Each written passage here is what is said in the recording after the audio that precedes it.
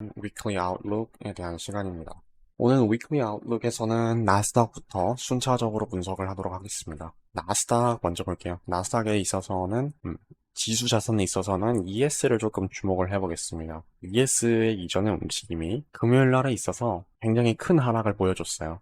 이 하락이 상방에 대한 높은 타임프레임의 SMT를 달고 나서 나와준 하방임에 따라 이어지는 이 부분들에 대한 유동성을 가져가는 걸 조금 기대를 해볼 수가 있습니다. 외부적으로 넓게 펼쳐진 유동성들을. 자, 이 유동성들을 가져가기 위해서 저희가 한 가지 확인해야 될 게 있어요. 첫 번째로 연속적인 하락이 나와줄 필요가 있죠.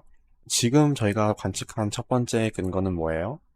높은 타임프레임에 대한 SMT, 그리고 금요일에 대한 하방으로의 익스펜션, 이게 이어져야겠죠. 그 이어짐에 대한 근거를 확인을 하려면 이 부분에 있어서 연속적인 하방에 대한 모멘텀을 보여줘야 한다는 거예요. 이 4시간 갭에 있어서 혹은 이 4시간의 IFG에 있어서 인버트까지 확인을 했어요. 이제 이어지는 힘만 확인을 하면 되는 거예요. 그러면 열린 유동성들을 가져가 줄 확률이 매우 높고 한 주에 대한 매매가 화요일, 수요일, 목요일에 대해서 굉장히 깔끔한 방향성이 나올 확률이 크죠. 만약에 오늘 혹은 내일 이 부분에 있어서 가격을 다시 고점까지 들어 올리게 된다면은 하방에 대한 거래는 하지 않는 형식으로 차트가 진행이 되겠죠. 나스닥도 똑같습니다. 나스닥 같은 경우에 보면은 지금 반등이 조금 더 세게 나와준 편인데 이 부분에 대해서 가격을 다시 들어오게 만들면서 저점들을 깨는지를 확인할 필요가 있어요. 예를 들면 이러한 부분이 뭐 오더블럭으로 작용을 하면서 저항을 보여준다든가 그런 움직임이 조금 필요하겠고요. 오늘 본장 이전까지 차트를 조금 보고 제가 또 최신화를 시켜드리겠습니다. YM을 볼게요. 다우존스 같은 경우에는 이퀄 하이, 상방에 대한 엔지니어링이 굉장히 잘 진행이 되어 있어요. 제가 사실 ES에서 하방을 강하게 아직 보기는 힘든 이유가 YM, 다우존스에 대한 차트예요. 차트를 보시면은 이 부분에 대해서 유동성이 엔지니어링이 진행이 되어 있죠. 하방에 대해서. 하지만 동시에 상방에 대한 유동성이 남아있는 부분도 저희는 확인을 할 수 있기 때문에 상방에 대한 매니플레이션을 먼저 확인을 하고 숏을 봐도 이후에 진입을 좀 한다 라는 마인드로 조금 접근을 하는 게 좋지 않을까 라는 식으로 차트를 조금 바라보고 있어요. 그래서 한 주에서 제가 NQ에서 조금 원하는 움직임은 이 부분에서 가격을 떨구지 않고 비볐을 때는 고점까지 혹은 YM이 고점을 가져간 이후에 강한 풀백에 대한 움직임을 보여주면은 그대로 굉장히 깊은 하방을 노려볼 것 같아요, 저는. 이런 식으로. 이게 이번 주에 대한 제 계획이고, 오늘과 내일, 월요일과 화요일 날 특별한 이벤트가 없어요. 그죠? 근데 뭐예요? 수요일부터 금요일까지 중요도가 굉장히 높은 뉴스들이 연이어 분포해 있죠. 이 부분을 머리에 담아두고 한 주에 대한 프로파일을 어떻게 만들어 갈지를 예측하는 게 중요해요. 그러니까 오늘과 내일 화요일까지에 있어서 차트가 나머지 3일에 대한 중요한 결정을 할 수 있게 만드는 차트가 될 거예요. 그 부분 조금 이제 생각을 해 두시고 트레이딩에 임하시면 될 것 같습니다. 비트코인입니다. 자, 비트코인 같은 경우에는 주봉부터 조금 봐보도록 할게요. 이 주봉상의 갭이 하나의 갭으로서 이제 아예 마감을 한 만큼 이 주봉상의 갭을 저희는 좀 주목을 해야겠죠. 두 번째로 뭐예요? 이전에 weekly 주봉상의 CSD를 넘겼어요. 갭을 만들면서. 그리고 하방에는 유동성이 굉장히 유력하게 만들어져 있죠. 높은 타임프레임에 있어서도 이러한 유동성을 저희가 주목을 할 수가 있어요. 내부적인 타임프레임에 있어서 하방에 대한 구조 변화가 있을 때 계속적으로 숏 포지션 혹은 스윙에 대한 숏 포지션 진입이 가능하다는 소리예요. 비트코인에 대해서 하방을 조금 보고 싶은 차트다. 나스닥이랑 똑같은 상황이에요. 하방을 보고 싶은데 한 가지 걸리는 게 있는 거죠. 뭐예요? 이더리움에 있어서 상방과 하방의 동시에 유동성이 만들어져 있어요. 상방에 대한 유동성이 하방으로 가는 차트에 있어서 좀 마음에 걸려요. 마찬가지예요. 이 부분도 이 고점에 대한 유동성을 가져가면서 구조가 내려왔을 때는 굉장히 강한 하방에 대한 포지셔닝이 가능한 차트예요. 그래서 개인적으로는 화요일이나 수요일에 있어서 이 부분에 대한 고점을 가져가면서 목요일, 금요일에 대해서 하방을 보여주는 움직임을 이어준다면 그 부분에 이어받아서 다음 주까지 굉장히 좀 깊은 되돌림을 예상할 수 있는 차트가 아닐까 조금 예측을 해보고 있어요. 비트코인에 있어서 저희가 주목해야 할 거는 이 이퀄 로우에 대한 엔지니어링이 된 유동성을 주목을 해라.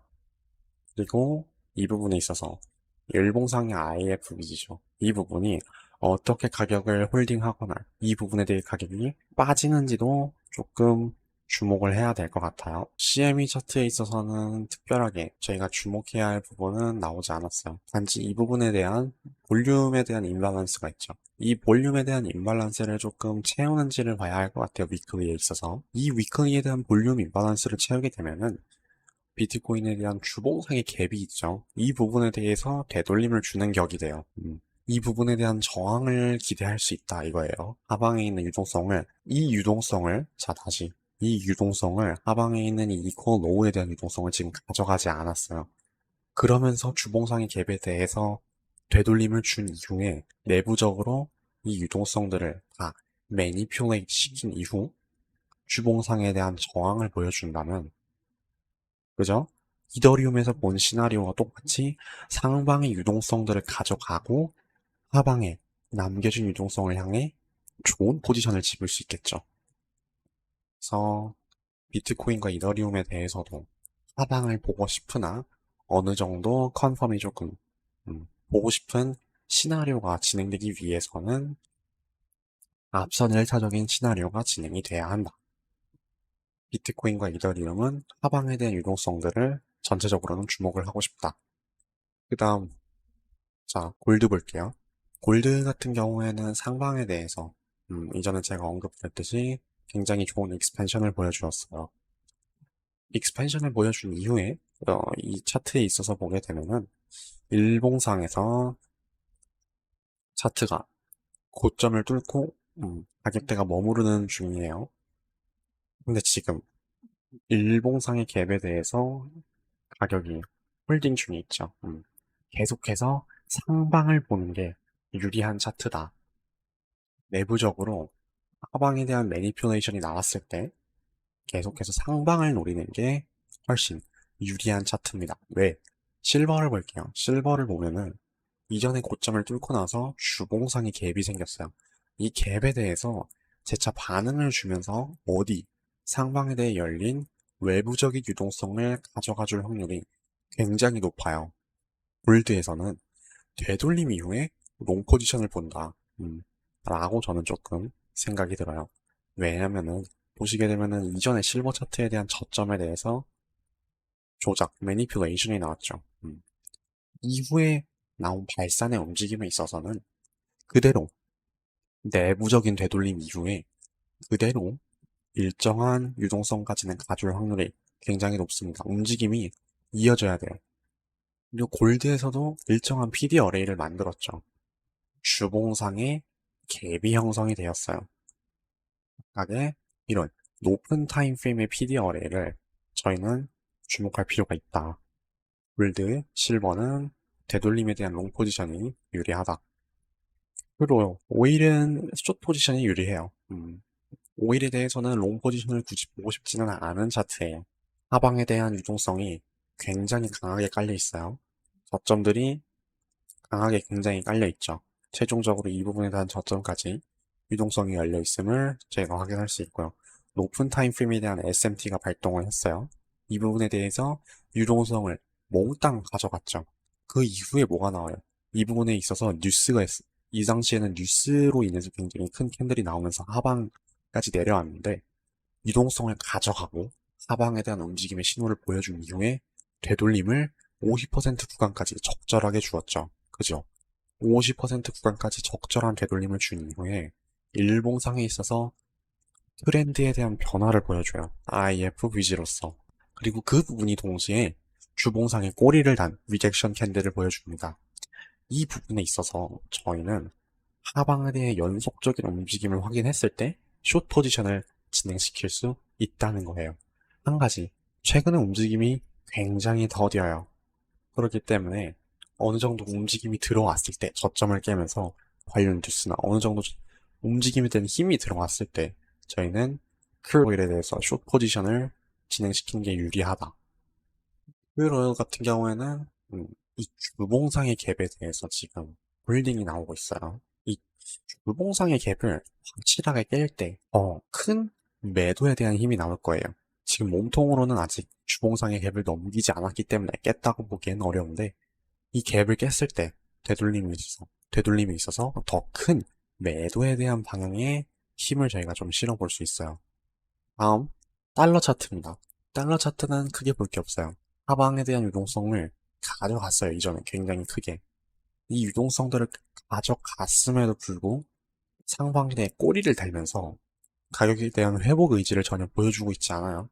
가격이 일정한 고점을 넘어선 이후에 다시 한번 내부적으로 고점을 돌파했을 때 단기적인 매수라도 가능하겠지만 전혀 그런 모멘텀이 나오고 있지 않기 때문에 달러 차트에 있어서는 롱 포지션이 아닌 숏 포지션이 유리한 차트고 그러면은 자연스럽게 유로 달러에 있어서는 롱 포지션 반대 방향인 롱 포지션이 유리한 차트이면서 동시에 유로 달러 자체의 차트도 BM에 대한 롱 포지션이 유리한 차트로서 확인이 되는 부분이죠. 근데 한 가지, 굉장히 오랜 기간 박스권을 가져가고 있어요. 달러 차트, 유로 달러 차트는. 거래를 하고 싶지는 않은 차트 때문에 이 박스권에 대한 돌파에 있는 매수세에 있어서 일정한 매수세가 나오기 전에는 차트를 건들지는 않을 거예요, 저는. 오늘날의 확인을 조금 해보시면은 이 부분에 대해서 4시간 봉에 대한 invert 4시간 봉에 대한 IFBG 그리고 turtle soup internal에 대한 turtle soup이 나오면서 굉장히 좋은 내부적인 구조적 변화에 대한 PD 어레이를 형성을 해둡니다. 일봉상에 대해서는 차트를 확인해보면 이 부분에 대해서 일봉상의 갭까지 invert 시키면서 어때요? 이 부분에 대한 가격에 대해서 보존이 되죠. 이 부분을 다시 어떠한 캔들이 뚫거나 그러지 않았다는 소리예요. 그러면서 이 부분에 대한 가격이 보존이 되면서 내부적으로만 매니퓨레이션이 일어나요. 아직 전체적인 구조에 대해서는 이 올라가려는 부분에 대해서 bullish 구조가 깨지지 않았다는 거예요. 그렇기 때문에 계속해서 롱 포지션에 대한 진입이 외부에 있어서 충분히 가능한 차트이다. 근데 돌파를 봐야 되는 이유는 뭐예요? 이 부분의 갭에 대해서 지금 굉장히 오랜 시간 머물렀어요. 그만큼 상방에 대한 유동성들도 굉장히 쌓여 있을 거고요. 그 유동성들을 진짜 가져가는 신호는 돌파에 있어서 나옵니다. 이 부분에 대한 갭을 돌파했을 때 이 부분에 대해서 음봉의 힘이 나와야 되는 부분이잖아요. bearish 갭이니까. 근데 가격이 더 저점을 깨면서 떨어지는 게 아닌 갭을 돌파, 즉 매수세가 나온다는 의미로 해석을 할 수 있기 때문에 이 부분에 대한 고점까지 목표를 잡고 매수에 대한 방향을 돌파해서 택할 수 있다. 자, 파운드 달러를 볼게요. 유로 달러와 굉장히 항상 유사한 움직임을 보여주는 파운드 달러는 페어 상품이죠. 같이 함께 봐야 되는 상품이에요. 이전에 저점에 대한 매니플레이션이 나오고 상방에 대해서 유동성들이 만들어져 있어요. 흔히 제가 저번 시간에도 알려드린 개념이죠. 뭐예요? 에러에 대한 개념이에요. 이전에 유튜브에서도 공개를 한 개념인데 이 부분에 대한 유동성이 엔지니어링 되어 있다는 건 뭘 의미해요? 이 유동성들을 가져가기 위함이죠. 이 low resistance에 대한 유동성들을 한 번에 가져갈 겁니다. 매도에 대한 방향이 아닌 매수에 대한 반전의 신호가 크게 나왔을 때는 지금 같은 경우에는 구조 자체는 이전에 반전을 준 이후에 매수세가 크게 나오지는 않아요. 마찬가지로 어느 정도 돌파에 있어서 저희는 이 부분은 매수를 길게 뛰어볼 수 있는 차트예요. 저는 그 부분을 노리고 매수에 대한 접근을 할 겁니다.